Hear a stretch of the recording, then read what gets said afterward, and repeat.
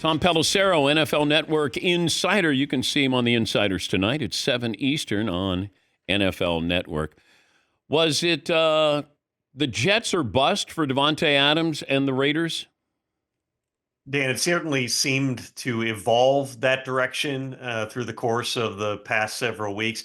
Davante Adams always wanted to reunite with Aaron Rodgers. Aaron Rodgers was actively recruiting Davante Adams, and I think that there's a good possibility that if Rodgers doesn't get hurt 4 snaps into last season, this entire storyline happens. Adams went to Las Vegas for a lot of different reasons. He grew up as a Raiders fan. He wanted to live there. He built a house there, but he also wanted to be back together with Derek Carr. Well, Carr gets benched with a couple games to go in the 2022 season, ends up getting cut, moves on to the Saints. It was Jimmy Garoppolo, and then by Adams' own admission, he signed off on the move to Aidan O'Connell. Then this year it's Gardner Minshew. There were just moving parts to the quarterback position. There were moving parts, obviously, with the coaching staff there. It was a matter of when, not if. It definitely got accelerated by a certain Instagram like by the current head coach of the Raiders. But we were always going to get to this point. The Raiders, their complication was just trying to get value without paying any money because those were their requirements in the deal. In the end, they didn't get the second round pick, but they got a third rounder that can become a 2 if everything goes right here for Davante Adams and the Jets. And they also offloaded $11.6 million in cash and cap this year, which is a place that even if Adams would have been willing to go to another team, there were other teams involved in the process that just couldn't pay that money. What role do you think Tom Brady played in this deal? Well, to hear Mark Davis talk about Tom Brady now being a part of the organization, not just as a guy who owns 5% of the team, but he was asked yesterday about, well, Tom can't play anymore because of the NFL rules now. You can't have an employee that owns a piece of the team. And Mark said, well, he can't play quarterback, but he can help us find the next quarterback and maybe train him. When's the last time you heard that a minority owner was going to be training and identifying the next quarterback of the team? It's very evident that Tom Brady is going to be really, really involved in personnel operations. Right now, Tom Telesco is the general manager. He's in communication with Mark Davis. It was Mark Davis, making abundantly clear that they were not going to pay money here on Davante Adams. I would certainly anticipate, and Mark Davis has always done this, Dan. He's always leaned on a lot of his former players that he's had in front office roles or informal advisor roles to the team over the years. Now you happen to have the greatest player who's ever done it. But, let's be honest here. This was about Davante Adams driving this, wanting to go to New York, the Raiders setting a price. And then over the past couple of weeks here, as the talks progress, the Jets were willing to up the ante, even though they didn't get to the full second round pick. Conflict of interest with Tom Brady as a broadcaster, as an owner. The NFL, I know, had some stipulations here, but do you see any potential red flags down the road?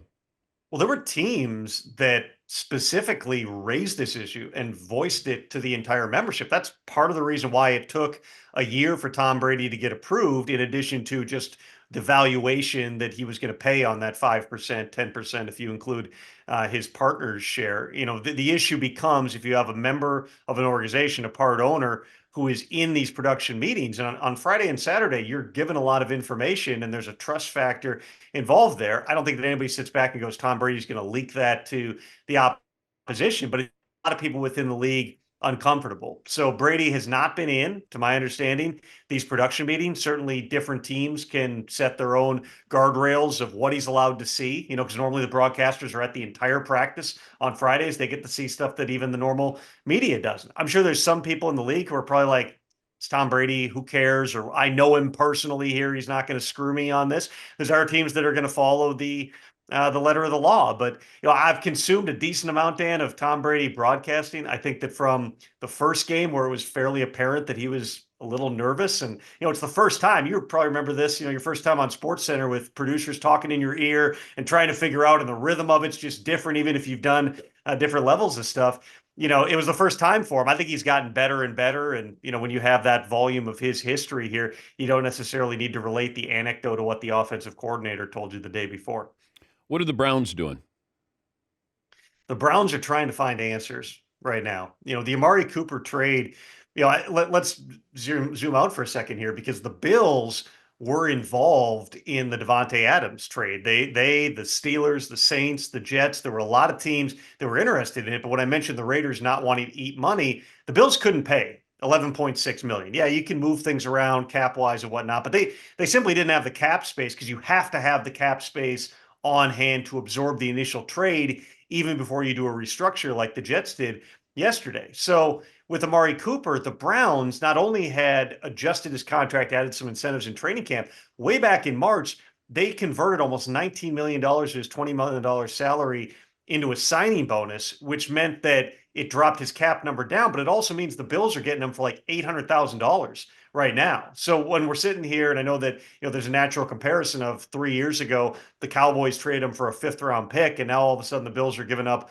a 3rd-rounder to get him. Well, part of that is the fact that the Cowboys were ready to cut him. The Cowboys told Amari Cooper, we're going to release you, and then teams started calling them. $20 million was big receiver money at that time. Now it's much less, but you're talking about an $800,000 player. It's basically a minimum contract. It is a minimum contract for the rest of this season. That's part of the reason that the Bills were willing to, give up what they did for Amari Cooper. In terms of what this means for Cleveland, they've got a quarterback. And I know that the Ringer did, a really good breakdown looking at a lot of the efficiency numbers and EPA and first downs per pass and whatnot. And anytime that Deshaun Watson or any quarterback's name is being put on a list in all these different categories with the likes of Jamarcus Russell, 2002 David Carr, Jimmy Clausen, like this is not company that you want to be in right now. There's certainly been conversation about should there be a play calling change? Could there be, various changes in terms of the coaching staff? You can't forget that they went from the best offensive line coach in the league in Bill Callahan to a guy named Andy Dickerson who just that volume of experience.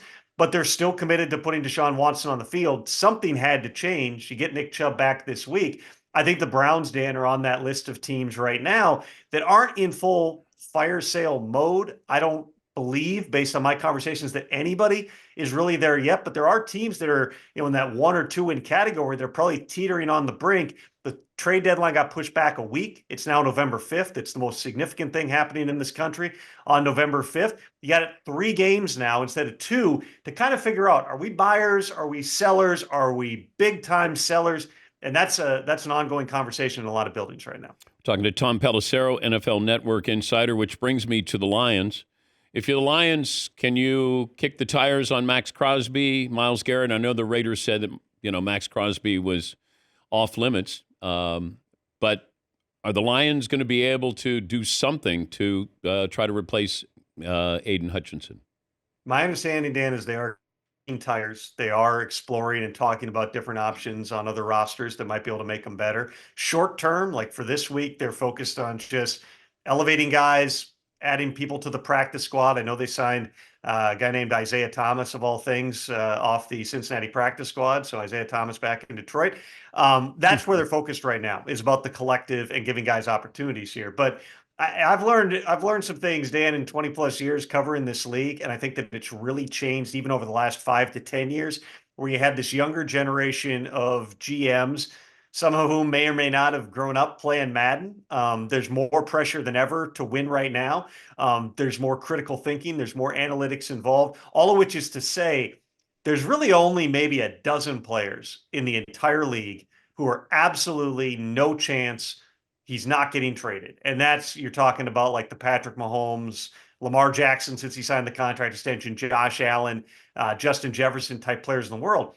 Everybody else, it's like, there's probably a price that you could get him for. You have to take into consideration here things like the Raiders just paid Max Crosby again. So what are the cap implications of that? Myles Garrett is at a point in his contract where even though he's got several years remaining, he's probably in line for a new deal sooner than later here. I would think if you're Brad Holmes and, he's got John Dorsey on that staff as well. These guys know a lot of people within the league.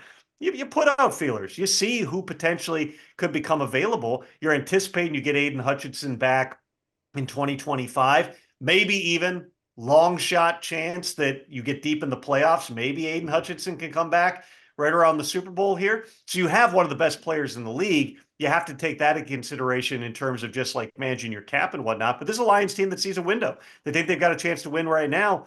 why wouldn't you call on every pass rusher in the league other than maybe, guys who are on your division rivals and just say, hey, do we have a possibility of getting something done here? Good to talk to you again, Tom. Thanks for joining us. Thanks as always for having me, Dan. That's Tom Pelissero, NFL Network insider, and you could see more of him, the Insiders, tonight at 7 Eastern on NFL Network.